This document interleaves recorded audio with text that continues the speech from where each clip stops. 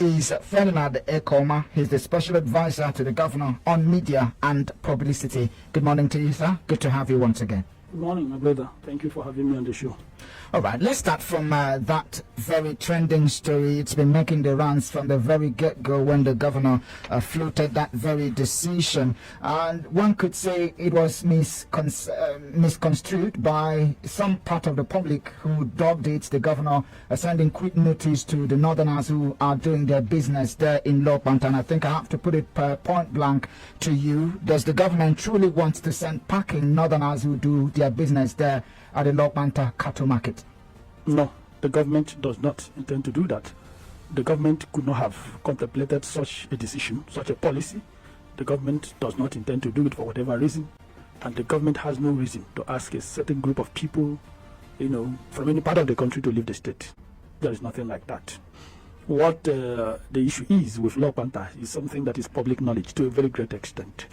Over the years, we've had issues, security issues, especially kidnapping, armed robbery, and other criminal cases happening around that axis. And you will recall that last year, the prelate of the Methodist Church in Nigeria and other clergies were kidnapped there. And they were alleged to have paid a ransom of 100 million naira before they were freed. And that ransom was said to have been paid by the church, not even by the government.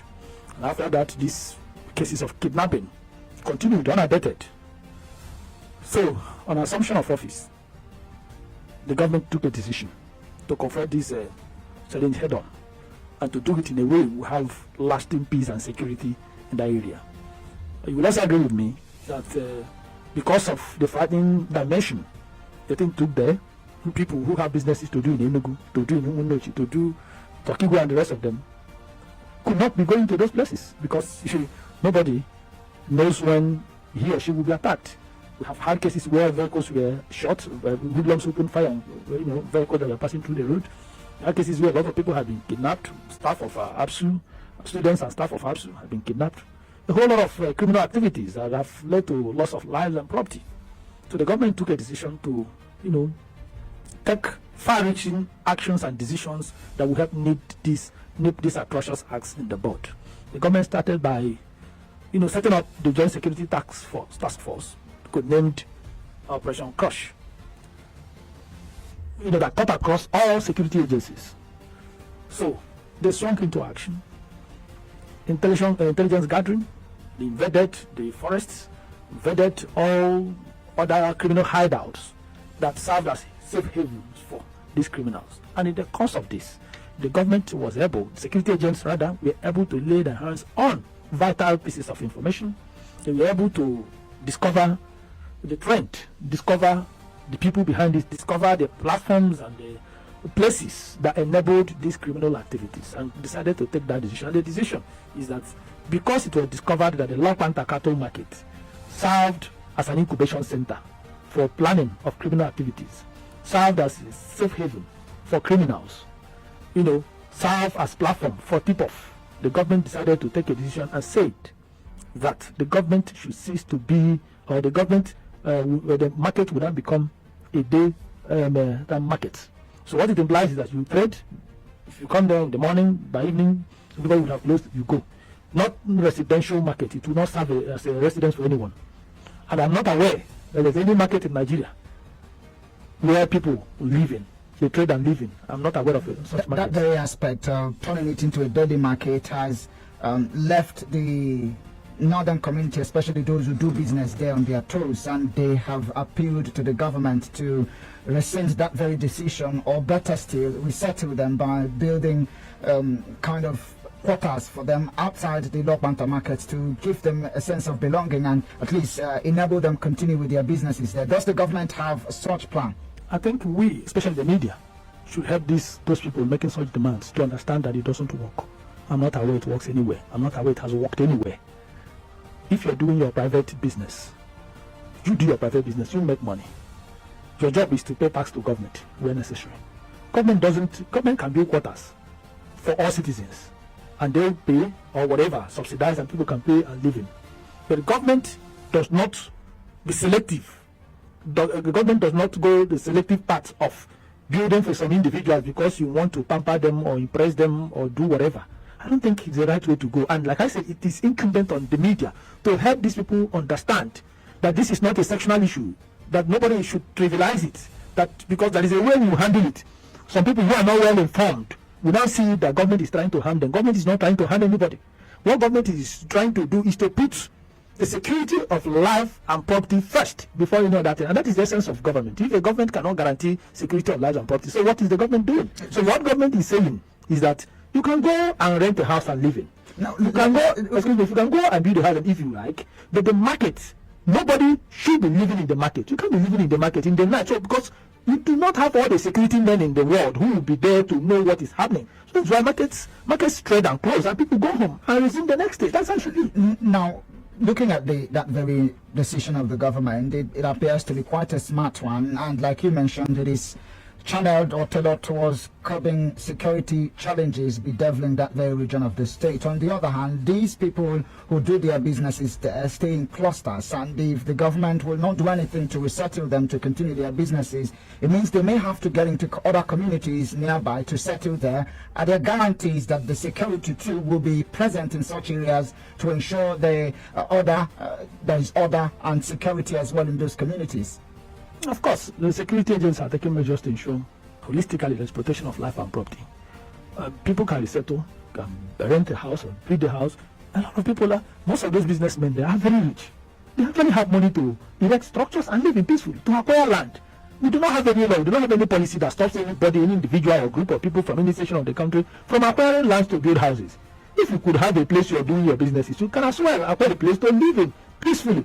So that when you want to live in clusters, maybe get a land for free and mess up the place, it is not in the interest of everybody. We have businessmen here and there. We have people who are doing businesses across board who trade and go. It's not government that are provided for them where they are living in. So we should not personalize this. We shouldn't make it it's not a sectional thing. And it's important to state that the North Panther market, harbors people from different parts of the country. You have traders from southwest, southeast, south. We have a lot of our people who are doing businesses there. But because of this understanding that goes into this cattle business and mainly northerners, some people are now making it to look as if it's only northerners that are living there. It's not true. But the most important thing is that the government did not give any directive, and we challenge anybody to provide evidence or documentary or oral or whatever to suggest the government gave such a directive.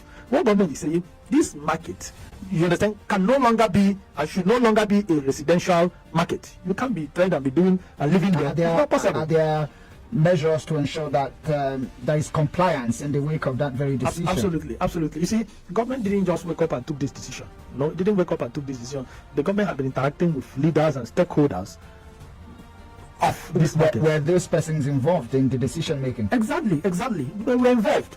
But then a policy like this always somehow makes resistance, not necessarily resistance, get some persons infuriated, because if you have been doing things in a certain way for years and you've gotten used to it, and suddenly government is trying to do something you think does not protect the same style you have gotten accustomed to, it is natural. You say, no, please, we cannot do this, or government, please help us. Government is ready to help them. Government is ready to help everyone. But looking at the number of lives who have lost there, looking at the security challenges being faced there, looking at the economic challenges, looking at the fact that a lot of other people who travel through that exist to go and do their own businesses, because people have their own businesses. There are people who go to Enugu almost every day. There are people who go to Otti every day. There are people who go to Unoch every day to do their own businesses. So you have civil servants. You have civil servants. And people, you have magistrates, you have judges, you have other people who saying that Unoch to do that. Who ran away? Stop going down talking facts. So should we allow... What you're saying is that this very measure is going to help quell the tide of insecurity in that part of the state. Absolutely. It's a very, very... If you know what security agents have done since the inauguration of Operation Crush, if you know the enormity of the work that has been done, security is not something you appear here every day to discuss. If you know what they have done to turn this, very frightening security challenges, then you will appreciate the commitment of this government. So you keep expanding. You keep looking at your strategies. You keep looking at your, the measures you're putting in. You keep looking at the results they are yielding. You keep getting information.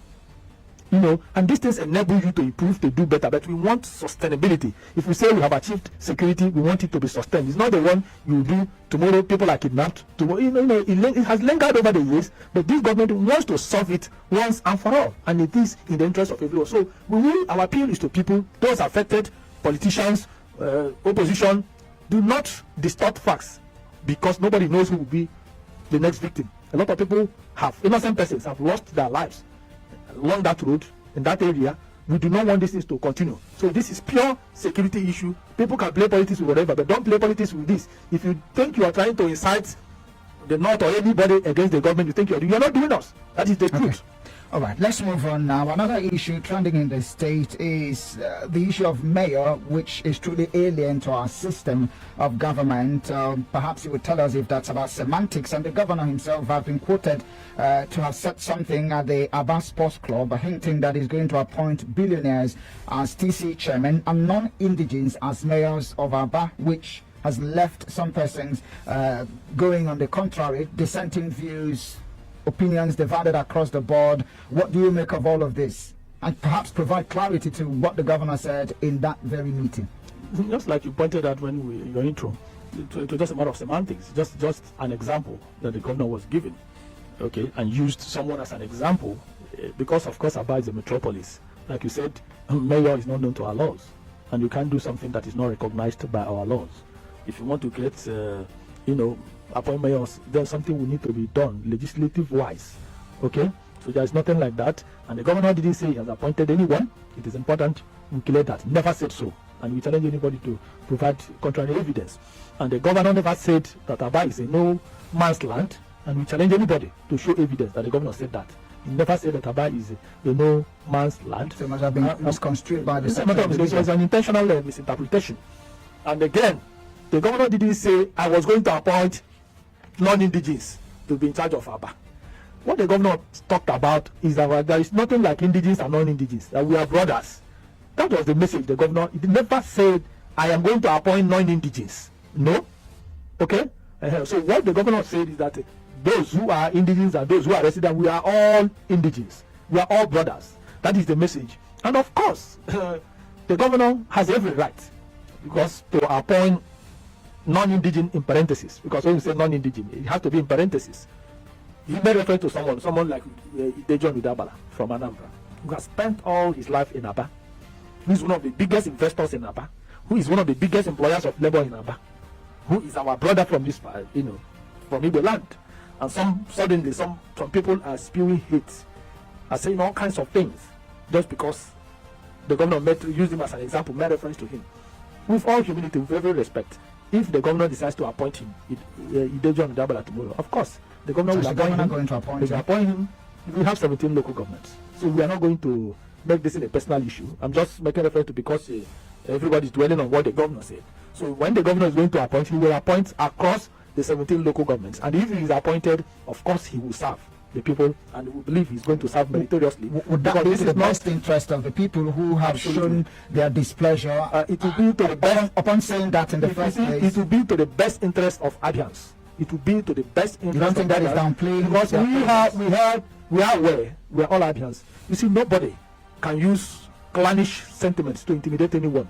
Nobody will be allowed to use clannish consideration, because we had a former government, this outgoing government, appointed people who have made zero impact in that city of ABIA. I mean, people who are not from the state, in different offices, including local government chairmen in the same ABIA. People who have zero impact, zero contributions, people whose actions have, if anything, have been in the negative.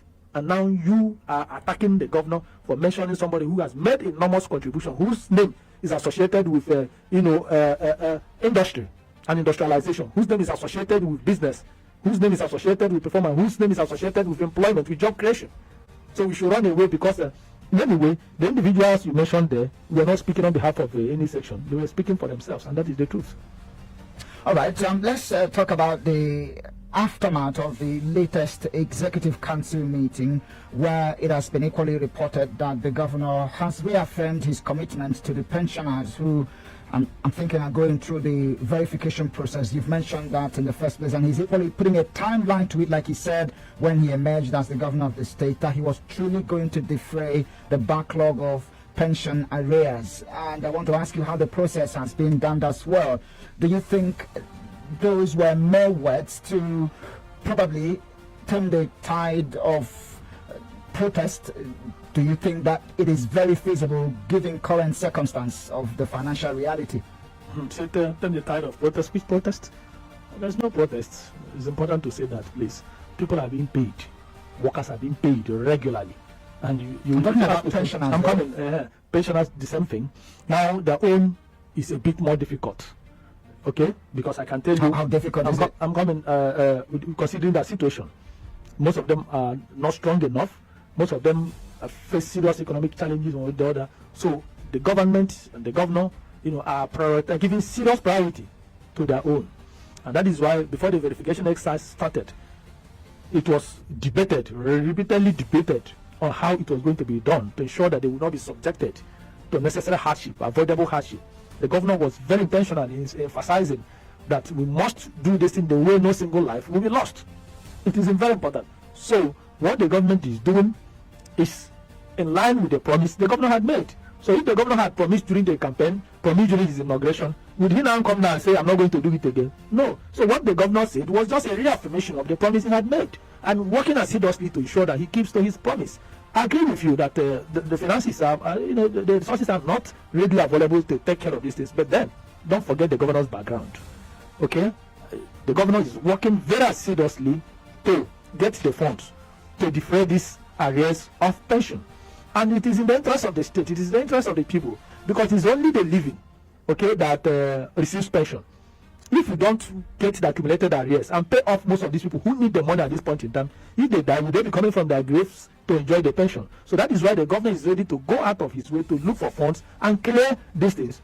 Some of them that may not have been paid as all the whole thing associated with the system, okay, and efforts are being put. The most important thing is that no single pensioner will have his or her arrear unpaid by the government. All of them, while the government prepares to clear this backlog of arrears, the government will also ensure that if there's anyone that has not been paid in full or that has been omitted, that the person must be paid. So the governor is committed to keeping to the promise and meeting the deadline he had given to himself. You said it's been rigorous, the process of verifying the pensioners, despite the challenges which those who are on that very situation have faced. Is it progressive? Does it give, this kind of happiness to those working round the clock to make that really happen, that it is going in the right direction? It is actually going. Because you can't do this kind of thing without having little hitches. But I can tell you from testimonies I've heard from a lot of pensioners who have carried out their own verification seamlessly, we are very excited that it's going the way we planned it. Because, like I said, this thing was repeatedly debated on the best way to do it, not to put these people, through unnecessary difficulties. So it is going very well, but there will always be issues here and there, and all those things are being resolved, and they are going to be resolved. The government tends to complete the verification exercise, I think first week of November, so efforts are being put to ensure we meet the deadline and that every single person is verified. That is the most important thing, so that it will be easy. Because the essence of this thing is to, if you don't verify these people, how are you going to clear the bank? How are you going to know the real pensioners? How are you going to be sure that you are not meeting someone? So that's what we are doing, and the government is going to do it. What we do is to look at the policies of the government and some would say make it make sense, and ensure that the people are at home with the decisions of the government, especially as they go about that very duty, the initial assignment of ensuring that the true dividend of democracy is felt by the people of Abia State. And of course, government is all about the people, isn't it? And that is what we do on the program. I've been speaking with the special advisor to the governor on media and publicity, Ferdinand Ekoma. Thank you for staying here still. Thank you, my brother. All right, let's continue. There was this protest which happened in front of the government house where keke operators were decrying the difficulty they face in accessing the ticketing online portal to make their payments. And one would be thinking the reason for going digital is to ensure the seamless collection of revenue and allowing the keke operators themselves to go about their duty without having hitches or being accosted by some section of those who are making this happen. Can one say that it's been defeated given this very challenge? Thank you. Once again, it hasn't been defeated and it will not be defeated. But then we must say that you do not have any right to ask or to harass anybody, any keke operator, if your platform is not effective and you've not discharged your own responsibilities effectively. That we are in government does not mean we can defend or support everything. You don't have any right to go and stop any KK person and start harassing the person. You don't expect a KK operator to come and stand for 1 hour trying to make payment online. If the person is unable to do it, and of course he has every right to move on with his business, it's when you are ready that you go to him and ask him to pay.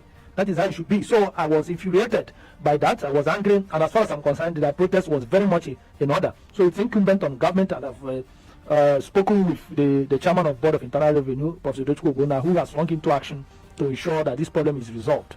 Of course, he wasn't there when the platform was set up and all the rest of them, but he is in charge now because he has been appointed by the governor, and he is out to get all these problems resolved once and for all. We want things to be rightly done. The e-ticketing is the best process because that's the only way to reduce touting. It's very important that, and that's also the only way for you to have, some level of accountability in the collection of government revenues in this aspect. So my appeal to the KK operators is that these problems are going to be resolved, or the problem is going to be resolved very swiftly. They were addressed by all the persons involved, including the special advisor to the governor on internal generative revenue, the security advisor, and the rest of them. They were all on ground to address them and appeal to them that measures will be put in place to ensure that nobody harasses them. Measures will be put in place to ensure that nobody harasses them. So the problem is going to be resolved, and the result of the e-ticketing platform and other arrangement will be felt. Not to actually stretch issues beyond its elastic limit, the issue of being harassed by touts, and that left me thinking, are those persons touts or those who have been, do I call it, recruited by the government to collect and ensure compliance in this very online ticketing? They are not actually touts. Of course, they will always see 1 or 2 people touts trying to infiltrate and do funny thing. Of course, it is still the responsibility of government to bring such touts to justice, to arrest them. So there is nothing like touts. So the people that are being used for this enforcement are not touts. Okay, but like I said, the KK operators had every reason to be angry. If somebody is confronting you to say, show me evidence of your payment, when you know that the system had not allowed you to make the payment, so you have every right to resist. Good morning. Vividly, go ahead. Thank you, my brother. I'm calling from Mumuno.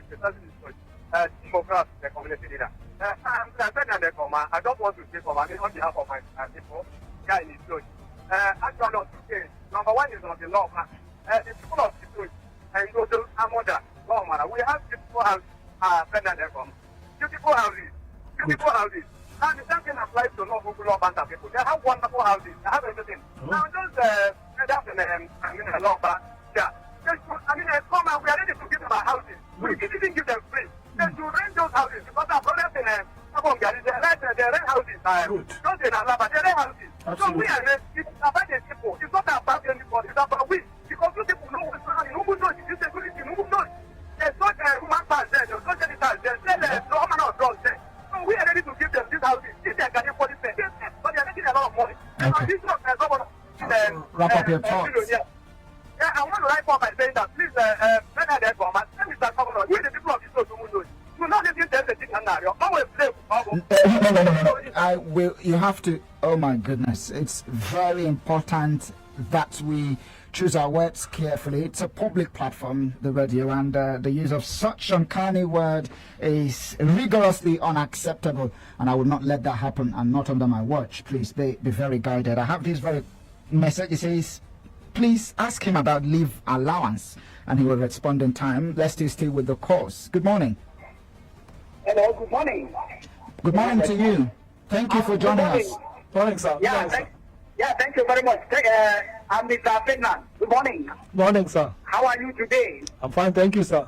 All right, this is Radio Senator calling from Government College Umaya. In fact, I have to give kudos to whom kudos is due to, and that is our favorable governor, Governor Dr. Alex Otti.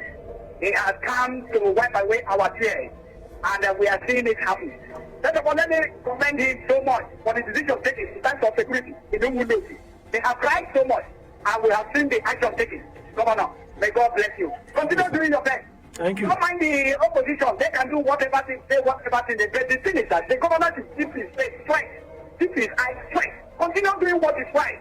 But remember, why you people are talking about owing pensioners, remember that secondary school teachers, senior secondary school, shall be owed for 26 months area.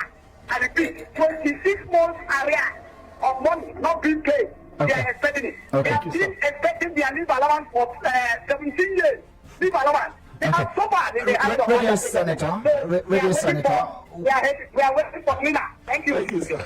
There is the upward of a minute for everyone who calls, so because there are others waiting in the wings to be part of the conversation. Let me let you react to some of the callers and the comments we've had so far before we proceed. Thank you. Let me start from Radio Senator. I agree with you. We understand the enormity of this road, and this is what when we say it, people think it's politics. These are the things that the governor the problems he must solve. These are the problems he's determined to solve. And that is why we want to face governance squarely. We are facing governance squarely, seriously, to ensure that these problems are resolved. We only ask for people to exercise patience. The governor is determined to solving these problems. Then somebody called from Omunochi. He mentioned about the teachers and the backlog of... That's what I'm saying. Those are the things the governor is part of the problems the governor wants to defray. Some of this backlog of this thing that the government wants to. Because when you talk about salary, it's across board. You understand? So we are determined to do it. It's good you're mentioning the number of months so that people will not think it's our own fabrication. Because these things were said during the previous government, they said it's not true, and somebody is still saying it now, that this government is in power. It means it is true. Because people will not just wake up and begin to tell you are owing me so amount of money when you are not, and it's something government can investigate and ascertain and confirm. So to be solved, then somebody mentioned about houses being available at Lokbanta, Lokbuku, Alomara, and all the rest of the Numunochi, where people can pay and parking. That's what we've been saying. That our people are generous. Our people build houses. Houses are lying fallow there, are empty, and people should pay and move in there. Come do your businesses and go. That's how it's done everywhere. Okay. Well, there are a whole lot of issues to tackle, to discuss. The most important thing is that this is a government of the people, by the people and for the people. This is a government unanimously elected by the people. The governor unanimously elected by the people. And I can assure Abians that Governor Otti is poised to serving all Abians across political, sectional, and religious lines. Our position has always been that in spite of our differences, in spite of our disagreements, we are brothers and sisters. This state belongs to everyone. We do not operate with this sense of ownership, this sense of entitlement. Yes, we can exchange words, we can disagree. You know, sometimes you have these verbal altercations, but that's also that's the beauty of democracy. Okay. So we are not infuriated by the criticisms of the opposition. We were once in opposition and we criticized government. For me, yes, there are some areas the opposition is not getting it right, but that's part of it. Okay. Where they are getting it right, they are helping to put us on our toes. I've not utilized my I'm looking at the time. Perhaps I give you more than you should have. We continue to do better. We continue to improve. We continue to listen to criticisms. We continue to allow people to scrutinize us. But the most important thing is that we are poised to serving our people religiously, serving our people. Thank you very much. Ferdinand Efama is a special advisor to the governor on media and publicity, and he's almost taking over my microphone.